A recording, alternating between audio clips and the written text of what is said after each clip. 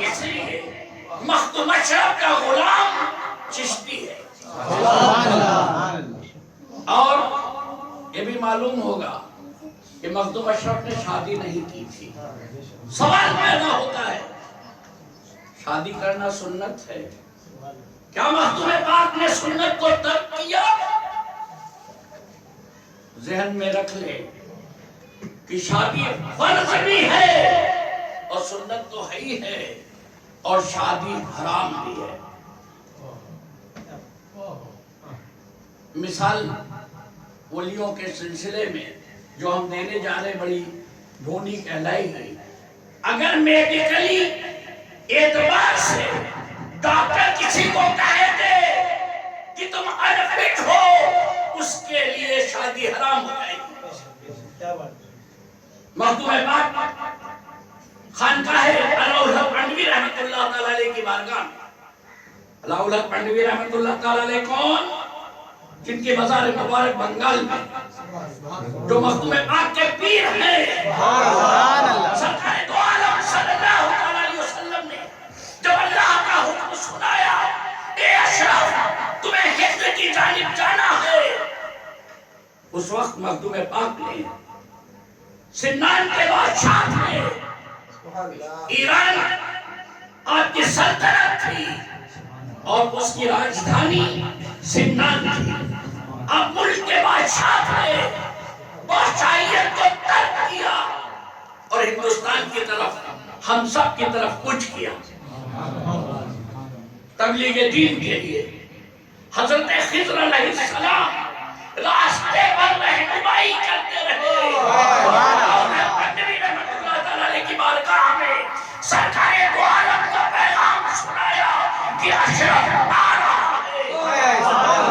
ہے استقبال کے لیے.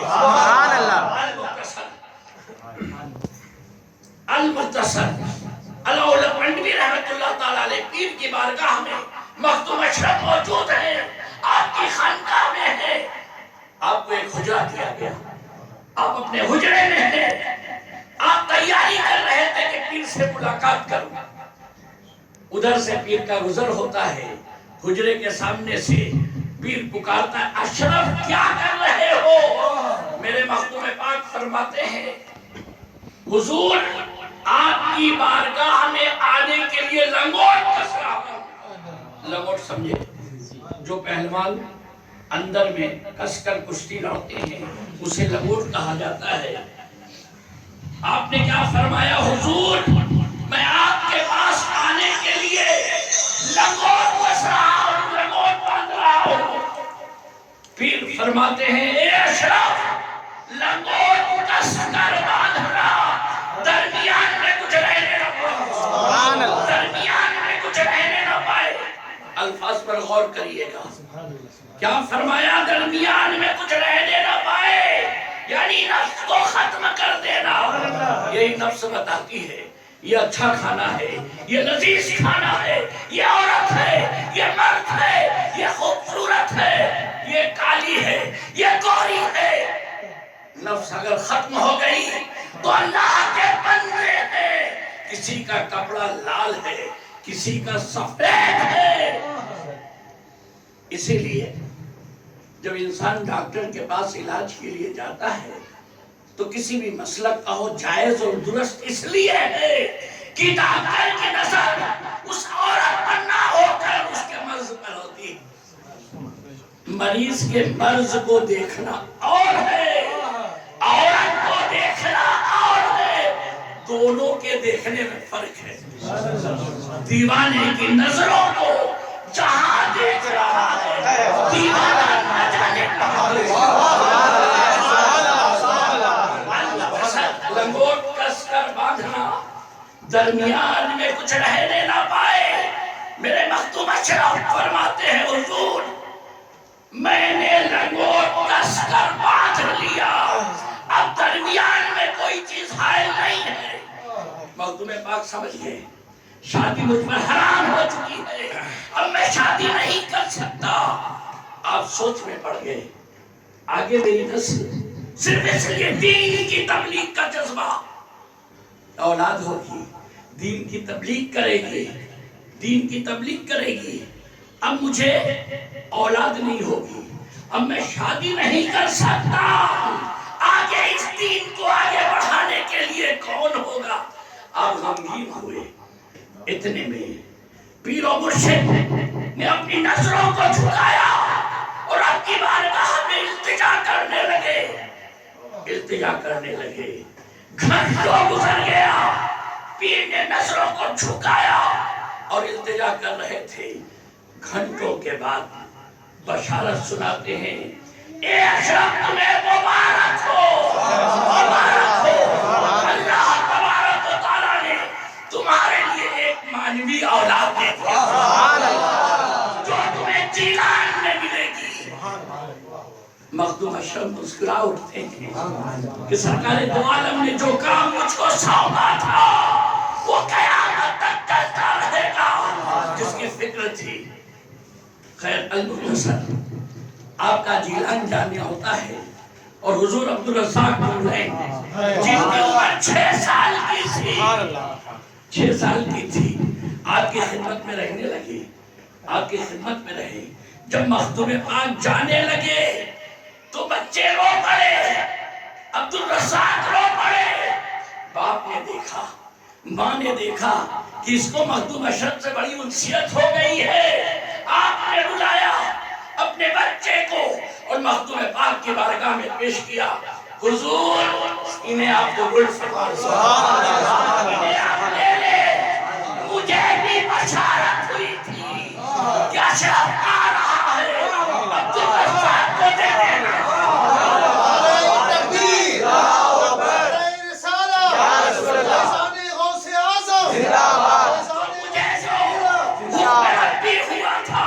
سرکار دو عالم کا جو فرمان تھا وہ میں آپ کو سنا رہا ہوں، میں لے جائیں. خیر تو اسی لیے مخدوم پاک نے جو شادی نہیں کی اور حضرت عبدالرزاق مولین جن کی مزار مخدوم پاک کے ساتھ ساتھ ہے، خانواد اشرفیہ کا ہر فرد عبدالرزاق کی اولاد ہے. یہ حضور غوث اعظم کی اولاد ہے، امام حسن کی اولاد ہے. عبدالرزاق مولین امام حسن کی اولاد ہے. اور ان کے بارے میں مخدوم پاک نے جانتے ہو کیا فرمایا؟ اے عبدالرزاق، عورتیں بچے کو جنم دیتی ہے اپنی کوکھ سے، اللہ نے مجھے وہ طاقت بخشی ہے، میں نے تمہیں اپنی آنکھوں سے پیدا کیا.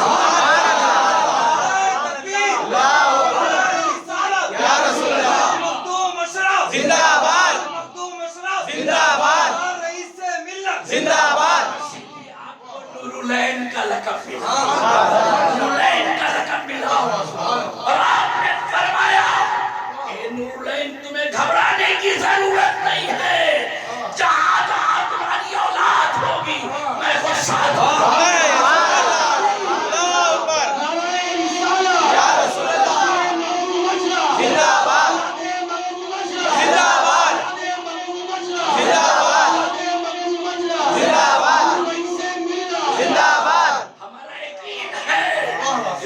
اشرف بھی اپنے ساتھ، مخدوم اشرف کے یہ صاحبزادے نسبی اعتبار سے نہیں، نسبی اعتبار سے حضرت عبدالرزاق مولین کون؟ حضور غوث اعظم کی اولاد. حضور غوث اعظم کون؟ امام حسن کی اولاد. اور حضرت عبدالرزاق مولین کی اہلیہ بی بی سلطانہ خاتون یہ امام حسین کی اولاد. اسی لیے خانواد اشرفیہ کا حق فرد ماں اور باپ کے اعتبار سے عبدالرزاق رحمت اللہ تعالیٰ علیہ اور بی بی سلطانہ خاتون کے اعتبار سے حسنی حسینی سید رسول سرکار عبدالرزاق رحمت اللہ تعالیٰ علیہ کی اولاد ہے. خانواد اشرفیہ کے فرد ہم ہوئے، نظامی میاں ہوئے اور دیگر جتنے بھی لوگ ہیں، یہ حسینی سید روحانیت کے اعتبار سے روحانیت کے اعتبار سے مخدوم پاک نے اللہ کی عطا. مخدوم پاک فرماتے ہیں جب سفر میں آگے نکلے اور عبدالرزاق رحمت اللہ تعالیٰ علیہ سے ملاقات ہوئی, اللہ تبارک و تعالیٰ نے فرمایا تھا اے مخدوم اشرف تمہیں گھبرانے کی ضرورت نہیں ہے, عبدالرزاق تمہارا بیٹا ہے اور اس سے تمہاری نسل چلتی رہے گی.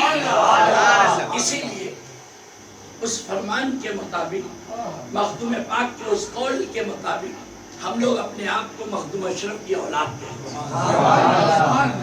دراصل میں ہم لوگ غوث اعظم کی اولاد ہیں. نسبی اعتبار سے ہم سب غوث اعظم کی اولاد ہیں, امام حسن کی اولاد ہیں, امام حسین کی اولاد ہیں, اسی لیے حسنی حسینی سید. میں نے کہا مختصر سے میں ہم تعارف کرا دیں, اور ایک چیز اور ذہن میں رکھ لیں کہ نہ جانے کب کون تم کو یوں یوں کرتا نظر آئے. ایسا ہوتا ہے, بے شمار لوگ ہم لوگوں سے ملتے ہیں, عورتیں ملتی ہیں, مرد ملتے ہیں, بچے ملتے ہیں, جوان ملتے ہیں, مرید ملتے ہیں, مریض ملتے ہیں. کسی مرید کو اگر میں نے دیکھا اور اس سے پوچھا بھائی تمہارا کیا نام ہے, تو بغل میں کوئی گستاخ رسول ہوگا تو یوں کون ہی مارے گا, یہی بھول گئے. پھر قبر میں حشر میں جب تمہارے نام کو یہی بھول گئے, تم ایسے سے جڑے ہو جو تمہارا نام بھی نہیں جانتے, تمہارا ایڈریس بھی نہیں جانتے, اور تم کہتے ہو میرے پیر ہیں, اور پیر جانتے ہی نہیں ہے کہ مرید کا نام کیا. قربان جائیے میرے مخدوم اشرف پر, قربان جائیے میرے مخدوم اشرف پر. اس سے پہلے کہ ہم جواب دے پاتے میرے مخدوم اشرف نے جواب دے دیا. ایک جمعے کا دن تھا, عید کا موقع تھا,